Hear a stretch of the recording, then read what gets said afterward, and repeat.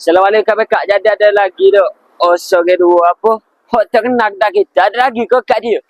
Rasa dah sudah tak kenal lagi. Kak, untuk maklumat kedai kami ini berada di Cawangan Budi kan? Oh, dia MA Prabu Bacok tapi dia berada di Cawangan Budi. Budi ni lah. Dia jalan ni apa Kak? Nu kalau lek nu dia mari ke nu apa Kak? Dia mari ke kedai lalak. Oh, ke kedai lalak ke Jembah. Dia jalan ni akan tembus ke mana apa Kak? Jalan ni akan tembus ke Bala Poli Tower.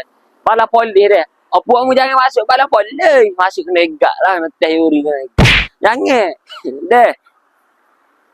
Jadi Bekak, dok kedai kami ni berada di sini. Oh, kalau Bekak lalu jalan Kota Jembah nak pergi Kota Awal dah Bekak.